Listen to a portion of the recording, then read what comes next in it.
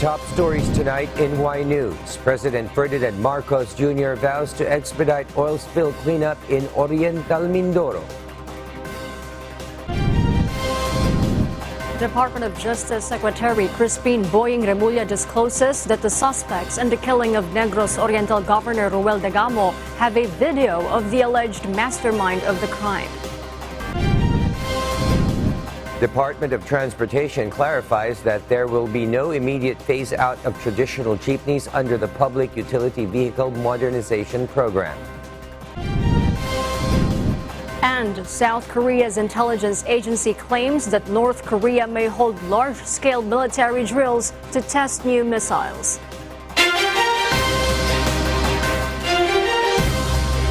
Good evening, Philippines and the world. Today is Wednesday, the 8th of March, 2023. Join us in the next hour as we deliver today's top stories around the Philippines and in other parts of the world. I am William Theo. We are also seen in 1,935 satellite monitoring centers nationwide and via live streaming worldwide through the UNTV News and Rescue social media channels. I am Hardy Delgado. First in the news, President Ferdinand Marcos Jr. has high hopes that the ongoing cleanup drive for the oil spill in Oriental Mindoro will not take longer than usual because of its negative impact on the livelihood of fisherfolk. Nel Maribohok reports. President Ferdinand Marcos Jr. vowed the government will expedite the cleanup of the oil spill in Oriental Mindoro province. He is hoping that containing the oil spill in the province would not last for months. President Marcos Jr. noted the 2006 oil spill that took place in Guimaras, which required a massive cleanup for 4 months. Kasi yung Guimaras na oil spill, 4 na buwan bago na clean up eh. Siguro naman this time, kasi mas bawas ng konti ang oil spill, ay mas mabibilisan natin. Kahit na hindi sa 1 buwan, hindi naman siguro natin paabutin ng 4 na buwan. PBBM said he directed the Department of Labor and Employment and the Department of Social Welfare and Development to provide aid through a cash for work program to help them recover from the incident. Ang aking instruction sa, together, DOLE, DSWD, pag yung clean up, kasi yung mga mangingisda hindi makapangisda ngayon, bawal mangisda. Kaya mula silang hapbuhay, pinaltan natin ng cash for work program dahil sila ngayon ang maglilinis. Motor tanker Princess Empress was carrying 800,000 liters of industrial oil when it sank in the waters of Balingawan Point in Nauhan, Oriental Mindoro due to strong waves on February 28. Local authorities said the oil spill seriously affected Oriental Mindoro's marine protected areas and disrupted the livelihood of fishermen as well as owners of resorts and other business establishments. Nel Maribohok, UNTV News and Rescue, we serve the people, we give glory to God.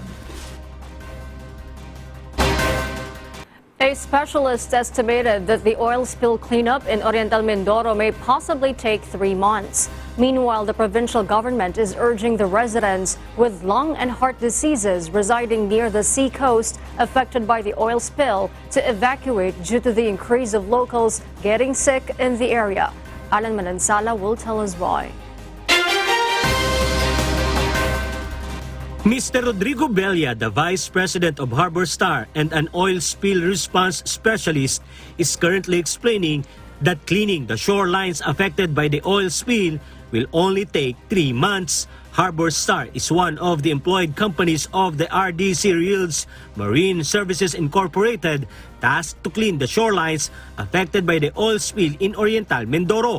According to Mr. Belia, there is a correct way to clean the beach that has been contaminated by oil. Ang oil po is a natural mineral. Over time, kakainin din po yan ng bakterya. So minsan po, masasabi natin na maitim lang siya, pero hindi naman naapektuhan masyado yung mga nabubuhay dun sa buhangin. So there are instances na it may still look dirty, but lagi natin tinitimbang. Kumbaga ikaw nakatira dun sa buhangin, gusto mo bang alisin yung mga tao dun na nakatira dahil gusto mo lang malinis? O hayaan mo silang mag-adapt dun sa pangyayari na mabubuhay naman sila. There is even a correct way of cleaning the mangroves affected by the oil spill. We just flush them with water. Iniiwanan na yun. Kung pwedeng punasan, pupunasan. Pero gagamitan ng chemical, wala po. Using this approach, the areas affected by the oil spill will be cleaned in 3 months. But they are requesting for help to achieve this. Tulong-tulong po ang kailangan natin para malinis na po. Makabalik na po ang fishing. And then magsasummer po, sana yung dagat. Magamit na po ng ating mga mamayan na mag-summer holiday. Nevertheless, the Philippine Coast Guard said that they have not yet put down oil dispersant in the area where the ship has possibly sunk due to strong waves. Hindi masyadong malaki yung alon, so hindi talaga kinain. Meanwhile, according to Governor Homerlito Bons Dolor, around 43 people that have been reportedly getting sick due to the oil leak are residing at the seaside. The majority of them are experiencing symptoms like cough and cold, sore throat, headache and stomach ache, nausea, diarrhea and vomiting, chest pain, fever, asthma, and itchy eyes. Sana sa lalong madaling panahon, makalikas yung mga may karamdamang tulad nito. Baga, puso. Lumayo na muna po tayo. Nakikiusap ako sa lahat ng barangay captains ng 77 areas na dineclare under state of calamities. Sa pamamagitan ng inyong barangay tanod at barangay Kalawan, nandyan naman po ang mga pulis. Nandyan din ang Coast Guard. Pagbawalan muna natin ang mga kabarangay natin sa tabi ng dagat. Hindi po safe na manatili sa tabi ng dagat. This directive from the governor will presumably persist until the restrictions are not being withdrawn. Alan Manansala, UNTV News and Rescue. We serve the people. We give glory to God. Department of Justice Secretary Crispin Boying Remulla disclosed that the suspects in the killing of Negros Oriental Governor Roel Degamo have a video of the alleged mastermind of the crime, but it needs further evaluation. Remulla added the video has probative value since during the pandemic it is being used. The DOJ also believes that the end is near for the investigation of the case. Walang motive na sinabi, pero yung kausap nila was on video. A live conversation happened on video with a person na tinuturo. The 3-day 2023 National Election Summit started Wednesday morning, March 8. This was led by the Commission on Elections, or Comelec, on bank and some legislators. Different topics were discussed, such as the online registration system and reforms for the electoral process in the country. The Comelec assures that they will listen and hear all recommendations and even to criticisms from the public through some election stakeholders. The poll body hopes that the security during elections will also be discussed. This is a warning to everyone. Those who want na gusto maghasik ng lagim sa darating na barangay na NSK election, hindi naman po papayag ang Comelec na pababayaan natin, na matatakot ang ating mga kababayan, hindi sila boboto. Senator Amy Marcos, chairperson of the Senate Committee on Electoral Reforms and People's Participation, has raised some proposals for the election. To address the perceived lack of transparency, we need to consider a hybrid election system and the commitment of Comelec to implement the system to the best of its ability. In order to reduce vote buying, we need laws that facilitate more effective prosecution of offenders. Tomorrow, Vice President Sara Duterte will attend the summit, and on Friday, President Bongbong Marcos Jr. will also join the activity. The Philippine National Police will intensify their campaign against loose firearms and private armed groups. This was after the series of killings against local chief executives. Leah Ilagan will tell us why. The Philippine National Police appeals to gun owners to renew their expired gun licenses as soon as possible. PNP spokesperson Police Colonel Jean Fajardo said the PNP will intensify its campaign against loose firearms. The reminders of the PNP come after the series of ambushes and killings of some members of local chief executives. Aside from running after the loose firearms, the PNP will also strictly implement the campaign against private armed groups. Based on PNP data, 58 pugs were already accounted for from 2002 to March 6, 2023. 11 of the said numbers were already arrested, 43 surrendered, and 4 were killed in police operations. 15 were already disbanded last year. With respect po dito sa mga personalities po na ating nahuli at na-account po ay karamihan po dyan, sir, ay nasa Mindanao po, particularly yung sa bar area po, dahil kasama po ito sa naging action po ng ating gobyerno nung ating pong kinakraft po yung Bangsamoro Organic Law. So kasama po yan sa naging agreement po na isurrender po yung mga baril na mga identified na grupo, na particularly those na listed under private armed groups, at yung mga potential private armed groups po ay kasama po yan sa binabantayan natin. Colonel Fajardo added that the group will be considered PAGs if they have 2 or more members with licensed or unlicensed firearms, targeting and intimidating any individual for personal gains. Leia Ilagan, UNTV, News and Rescue. We serve the people, we give glory to God.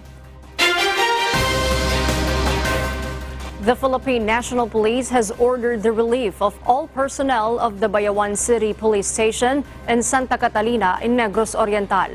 PNP spokesperson Police Colonel Jean Fajardo said 75 personnel have been relieved in Bayawan and 56 in Santa Catalina. The relief of the said personnel was an offshoot of the killing incident of Governor Degamo and 8 other civilians last March 4. Alam po natin na doon nakuha yung ating mga suspects, at part of the investigation is tinitignan natin bakit doon pinili yung mga suspect na tumakas, at isa yon sa ating iniimbestigahan. The said personnel will be reassigned to Negros Oriental Provincial Police Office to undergo character and aptitude development training program. They will be replaced by personnel from Regional Mobile Force Battalion. The Department of Transportation, or DOTR, clarified that there will be no immediate phase-out of traditional jeepneys under the Public Utility Vehicle Modernization Program. JP Nunez will tell us why. Department of Transportation, or DOTR, Secretary Jaime Bautista clarified that they will not phase out traditional jeepneys until there were enough modernized units. The statement came after transport groups decided to stop the week-long transport strike earlier today. Secretary Bautista said jeepney phase-out will not be immediately implemented under the Public Utility Vehicle, or PUV, Modernization Program. Actually, we never recommended the immediate phase-out of the jeepney. No? There are many components in the PUV modernization program. However, the Secretary said traditional jeepneys, which are meant to stay on their routes, should be roadworthy and compliant with the Philippine national standards. Jeepney phase-out is one of the last, if we really need to phase out the jeepney. What we meant by phase out is that we will not allow the use of roadworthy, no? But as long as the units are roadworthy and comply with the Philippine national standards, we will allow the use of these units. The DOTR is still encouraging individual jeepney operators to join or form transport cooperatives, which is a primary component of the PUVMP. He emphasized the need to set a deadline to avoid pending the modernization, which aims to give comfort to commuters. Kung walang deadline, baka itong modernization program natin, hindi na natin ma-implement. However, Secretary Bautista said they are still open for dialogue to extend the franchise consolidation come after December 31, 2023. Meanwhile, the transport groups Manibela and Piston tell the media on what they have discussed in Palace yesterday. The transport groups decided to stop the transport strike as they now have words from President Bongbong Marcos Jr. hinting that there will be no jeepney phase-out. Ang usapan kasi namin nung una, status quo siya. So, pinag-aaralan na po ito. Pero may isa tayong panukala na maglabas ng executive order na talagang nagpapahinto na muna rito at pag-aralan. Ito na po yung tinitignan nila. Pero ang sabi sa atin ng Office of the Executive Secretary at ng PCOO, talagang direktiba po ito ng Pangulo. So, kampante po kami na susundin po nitong mga ahensya na to yung sinabi po ng ating Pangulo na walang mapag-iiwanan at mananatili po yung hari ng kalsada. Both transport groups expect there would be a revision on PUVMP until December 31. If the government continue to push for jeepney phase-out, they are still decided to conduct another transport strike. JP Nunez, UNTV, News and Rescue. We serve the people, we give glory to God. The Commission on Elections, or Comelec, plans to have a pilot testing of the early voting hours for the vulnerable sectors in preparation for the 2023 Barangay and Sangguniang Kabataan elections, or BSKE. JP Nunez has the story.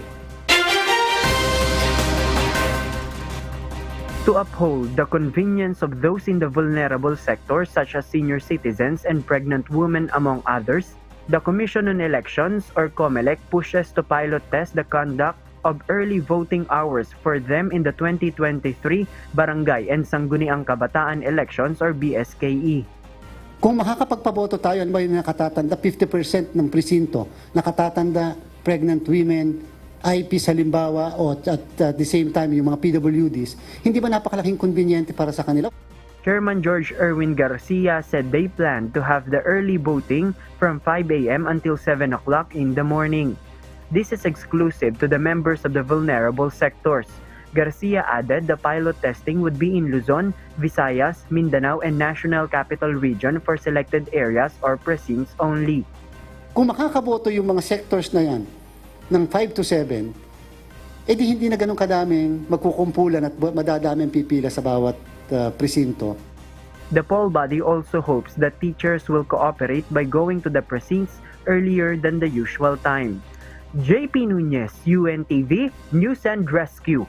We serve the people, we give glory to God. And foreign news abroad. South Korea's intelligence agency claims that North Korea may hold large-scale military drills to test new missiles this month of March or in April. Mavian Dog tells us why live.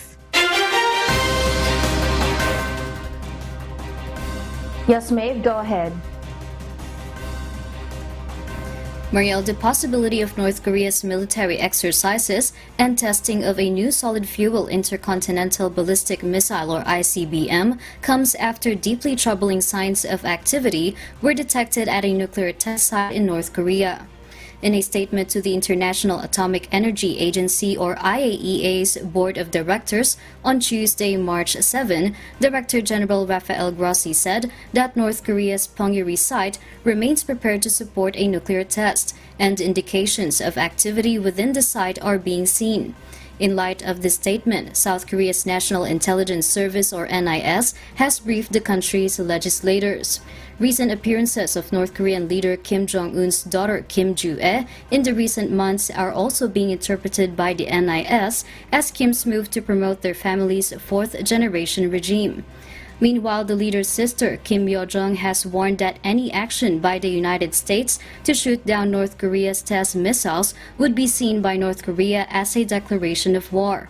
She added that North Korea is also prepared to take overwhelming action to prevent the U.S. and South Korean military's plans to conduct their large-scale military exercises. Back to you, Mariel. Thank you, Mavian Dog, for that live report. Northeastern France has seen millions from leading unions holding nationwide strikes and protests against President Emmanuel Macron's changes to the pension and retirement age in the country. The president's unpopular reform involves raising the retirement age from 62 to 64, as well as increasing the number of years where people in the country must make contributions to receive their full state pension. President Macron's cabinet defends the reform, saying that the changes are necessary to prevent the pension system from falling into deficit and free the younger generation from bearing the burden. However, they have proven to be highly controversial, as the union stated that the proposed measures are not fair and would disproportionately affect low-skilled workers in laborious jobs who have only started in their careers. The changes will result in 17.7 billion euros in annual pension contributions by 2030, with pensions for the poorest of the population increasing by 2.5 to 5%. We'll share more global stories with you later, but for now, back to you, Harleen. Thank you, Marielle. For those watching our live streaming on YouTube, please click the subscribe button you see on your screen and ring the bell for notification. You may also follow us on Facebook. The Philippine Coast Guard vows to provide weekly press releases about maritime incidents involving China in the West Philippine Sea. This is while the PCG monitors the presence of Chinese vessels in the disputed waters. Asher Kadapan Jr. tells us why. The Philippine government aims to maintain exposing all the bullying behavior of China in the West Philippine Sea. This includes the continuous presence of Chinese vessels within the Philippine territory, droving away of Filipino fishermen in the vicinity, and the pointing of military-grade laser to a PCG vessel by its Chinese counterpart. PCG spokesperson on West Philippine Sea, Commodore J. Terriela, explains this as it commits to continuously publicize maritime incidents involving China in the disputed waters.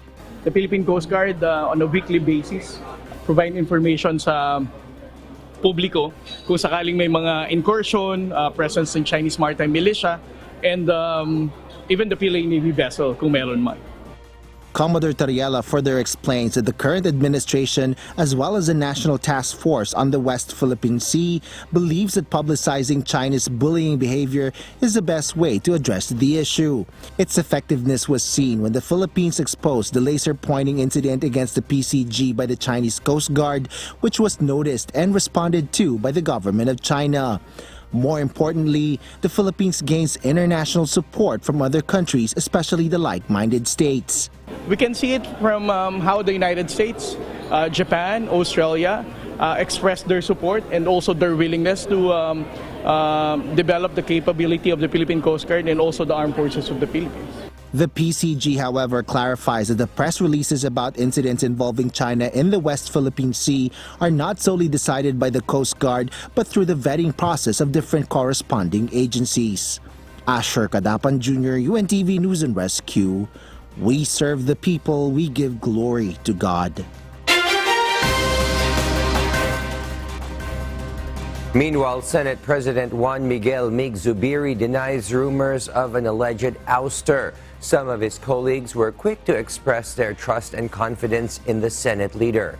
Harleen Delgado will tell us why.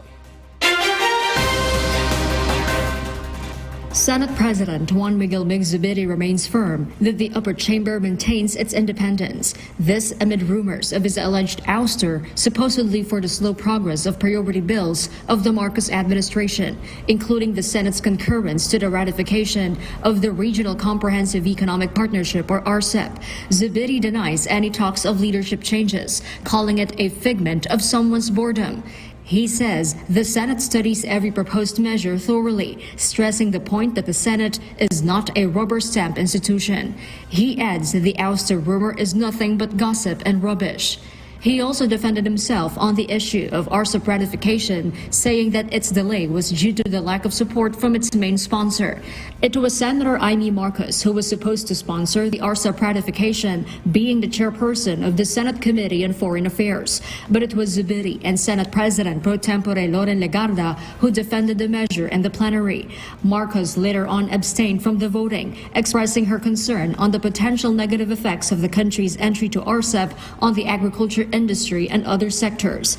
Despite this, Zubiri says he is willing to step down if his colleagues will vote for a new Senate president. Senate Majority Leader Joel Villanueva defended Zubiri, calling the rumor baseless and malicious. He calls the rumor as a desperate and pathetic move to destroy Zubiri's reputation and destabilize Senate as an institution.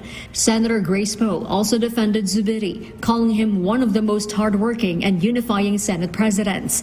She also noted that the Senate even passed 2 priority bills recently, which are the condonation of loans of agrarian reform beneficiaries and amendment on the AFP fixed term. Senator J.V. Ejercito, meanwhile, says he and the majority of senators are happy with Zubiri's leadership.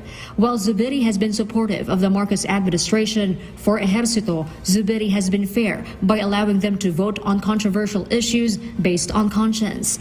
Meanwhile, Senator Sonny Angara notes that outputs in the legislature are usually few in the first year, but will start to increase in the second year of the present Congress.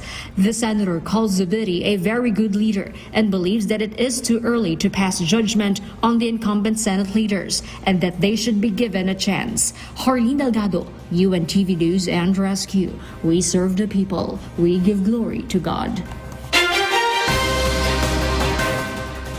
Aaron Cruz, or alias Bones, one of the persons of interest in the Salilig hazing case, has surrendered to the Office of the National Bureau of Investigation, or NBI. He is said to be the owner and driver of the Ford Everest used to transfer Salilig and other victims to Parañaque City. In the statement of one of the victims, Roy de la Cruz, Salilig started to experience seizures and lose consciousness. According to Aaron's lawyer, his client was scared, so he did not surrender immediately to the authorities. Aaron was also affected because his father was involved in the case. His father was also sued by the Biñan City Police because he refused to cooperate and give the vehicle allegedly used in the crime. But he was also released later by the Department of Justice due to lack of evidence. A total of 5 persons of interest have been held by the NBI. 7 have been charged, 1 is dead, and 5 are still at large. The House Committee on Public Order and Safety has conducted a motu proprio inquiry on the killing and attempted murder of several government officials. During the said hearing, the Philippine National Police vowed to conduct aggressive operations against gun for hire. Eileen Cerudo will tell us why. The Philippine National Police is considering several solutions to prevent cases of murder or attempted murder against elected government officials. This was following the death of Negros Oriental Governor Roel Degamo on March 4. During the inquiry of the House Committee on Public Order and Safety, lawmakers said that the cases raise alarm and have questioned the PNP on its measures to prevent such cases. What's even more alarming, according to Santa Rosa, Laguna Representative and Committee Chair Dan Fernandez, the late governor was requesting for help amid validated threats. And that lies on the PNP, yung prevention mechanism. Failure tayo dahil may mga namatay eh. So, what more actions can you do if the system fails? The PNP already vowed to increase its monitoring of political hotspots, conducting aggressive operations against guns for hire, and allowing local officials to have more security personnel. Currently, the National Police can provide at most 2 protective security personnel to local officials. But the PNP is in the process of studying of providing a security package, especially for those with threat assessments that are validated and as concern of Congressman Nominal that is already existing. Meanwhile, lawmakers also asked the PNP for an honest-to-goodness assessments of areas in the country that would pose a danger to elected officials. Degamo was killed in his home in Pamplona on March 4. A total of 9 individuals were killed. Eileen Cerudo, UNTV News and Rescue. We serve the people, we give glory to God. The country's police force is lacking thousands of policemen. In a Senate hearing today, the National Police Commissioner Napolcom said the Philippine National Police is short of 50,000 policemen due to budget constraints. Nagdagdag kasi po tayo ng mga position sa taas, nagalaw po yung budget dito. Kaya kulang yung budget para punuan yung 50,000. Kailangan po ng magkaroon ng additional fund para makahire ng 50. The Department of Budget and Management said it will defer to the Napolcom based on its budget recommendation for the PNP for next year. The PNP is also proposing to lawmakers to recognize their cadets as regular government employees for them to avail benefits. A technical working group was created to further discuss and consolidate House bills filed in Congress seeking to increase the minimum recruitment quota of female police officers. Under the said bills, recruitment quotas are proposed to increase by 20 to 25%, while another House bill seeks to increase the quota by 50% after 10 years. The Philippine National Police, the Bureau of Jail Management and Penology, and women's groups support the said bills. Naniniwala po tayo na kaya ng mga kababaihan, marami nang napatunayan ang mga kababaihan. Patutunayan pa rin po namin sa inyo na kaya ng mga kababaihan. The Bureau of Fire Protection, however, disagrees, saying the physical aspect of firefighters requires lifting, carrying heavy equipment, climbing, and working night shift. According to BFP, there is no discrimination on women deployment in BFP. Its goal is to be more efficient. Harvest season of rice has started. Meanwhile, an agricultural group said that Farmgate prices increase. Ray Pelayo will tell us why. It's not yet the peak of the harvest season for rice. Di sa mga industriya ng agrikultura said the Farmgate price now increases by 1 peso and 5 centavos. Yung harvest ng palay natin, April, May. So talagang off-season ngayon, konti ang ani. So agawan yung palay ngayon sa mga farmers. Sinag expected that the price of rice in the market may increase by 3 to 4 pesos per kilogram. The Department of Agriculture, or DA, said that the increase in palay price would help farmers recover, especially that prices of input in the past month also increased. The National Food Authority, or NFA, is buying palay for 19 pesos per kilogram. DA said that with the higher Farmgate price, NFA can still buy in areas with only a few traders. Pero ang importante kasi mamimili rin dapat ang National Food Authority at 19 para sa ganun, meron tayong buffer stock. DA assures that there is enough supply of rice in the country, especially that the importation has already been liberalized. This year, the country imported more than 3 million metric tons of rice. Ray Pelayo, UNTV News and Rescue. We serve the people. We give glory to God.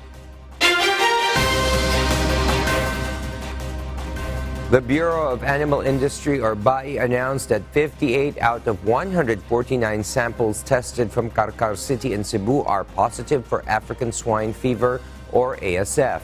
The result was confirmed last March 1 and released on the media by BAI earlier today. The agency and the local government unit immediately implemented ASF protocols to stop the spread of the virus. The provincial government also bans the transport of hogs and pork meat out of Carcar. The city is known because of the lechon, which is also one of their tourist attractions.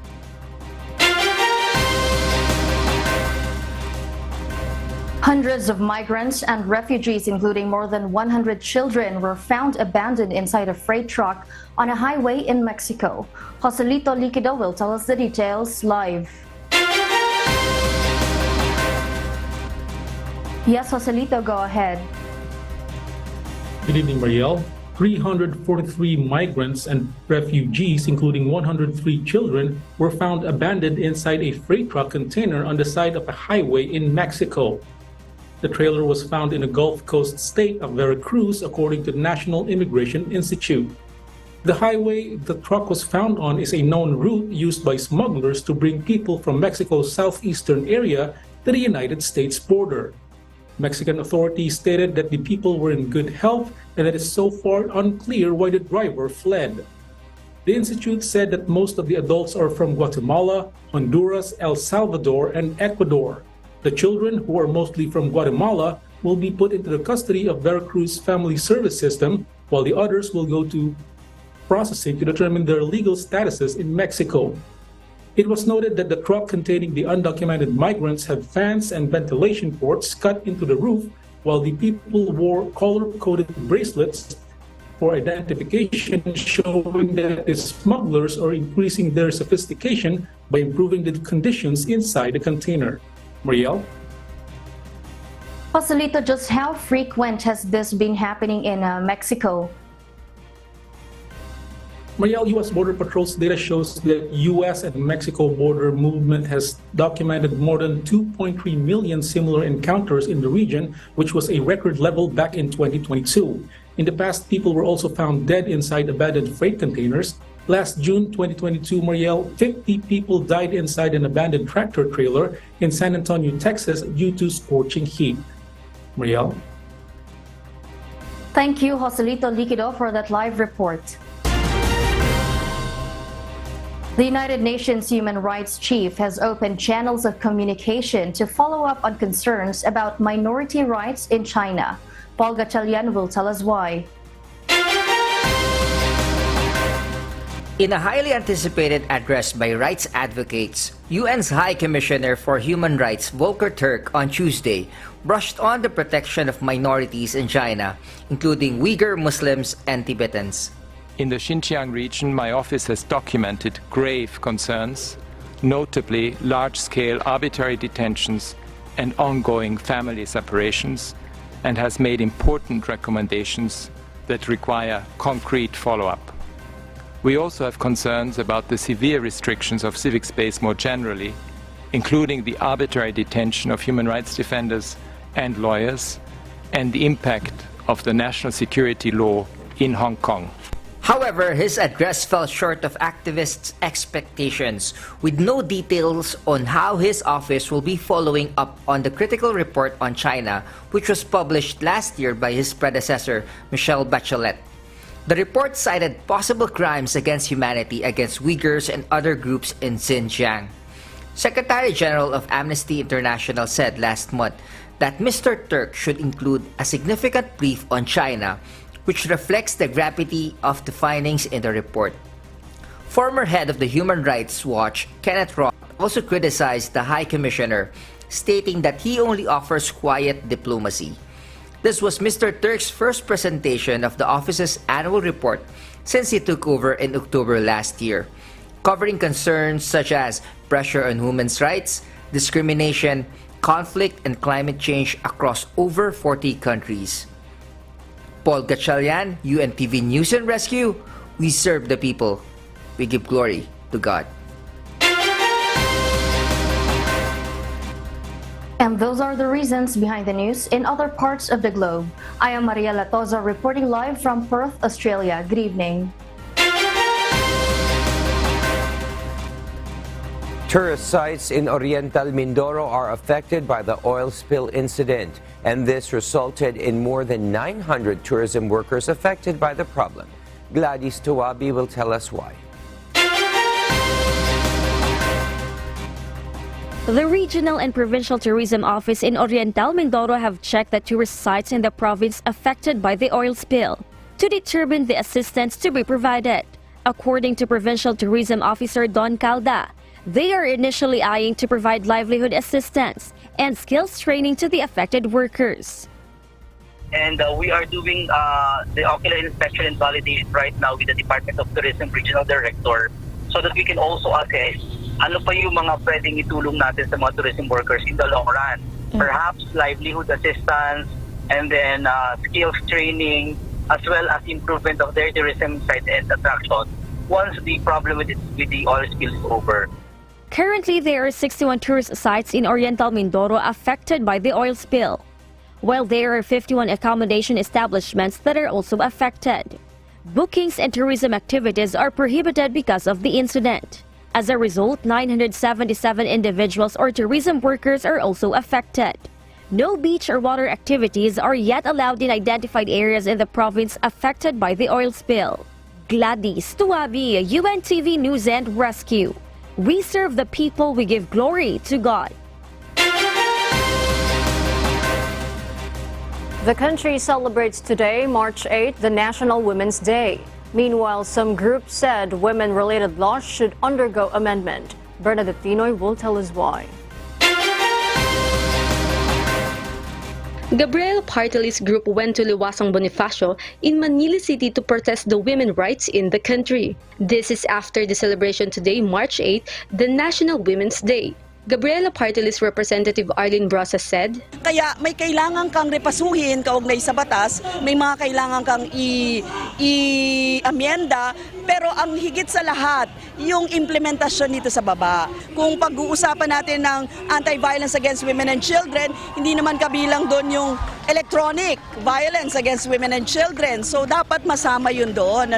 There are existing women-related laws in the country. This includes Anti-Sexual Harassment Act of 1995, Anti-Rape Law of 1997, Anti-Violence Against Women and Their Children Act of 2004, and many others. Second-year college student and service crew Shelina Santos said the existing laws is not 100% effective. Parang na-implement lang po siya pero hindi po siya ganoon ka-effective po talaga nasusolusyonan po, ganoon nabibigyan pong pansin yung mga tao, yung mga, lalo po mga babae po. Shelina has been working in a fast food chain and often experienced catcalling in the streets. Meanwhile, electronic violence against women is also in the list for amendment in women-related laws. Bernadette Tino, UNTV News and Rescue. We serve the people, we give glory to God.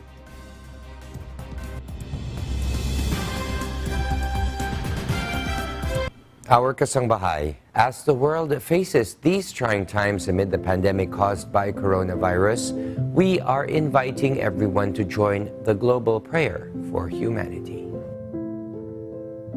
Good day. I'm Brother Eli Soriano of the members of the Church of God International. I want to invite you to join us in a minute of prayer every day to pray for humanity and the whole world as we go through these perilous times. While safety measures like washing of hands and strengthening of our immune systems may help us through this horrible predicament, there is still no precaution or cure more powerful than God's mighty intervention. And we need His intervention now more than ever.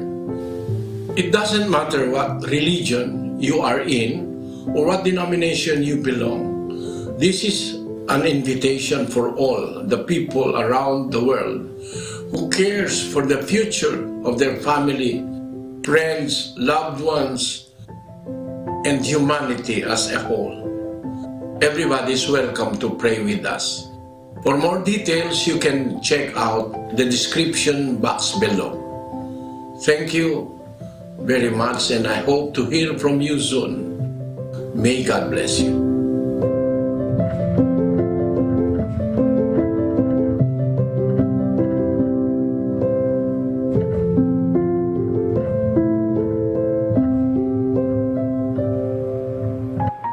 And before we close, we will leave you with a word, giving glory to God.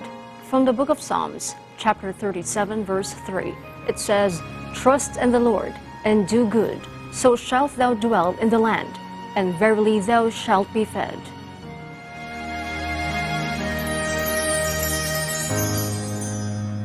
And those are the reasons behind the news, March 8, 2023. Reasons we deliver to you as they unfold. I am Hardin Delgado. And because we need to know, we will always ask why. I am William Theo. We serve the people. We give glory to God.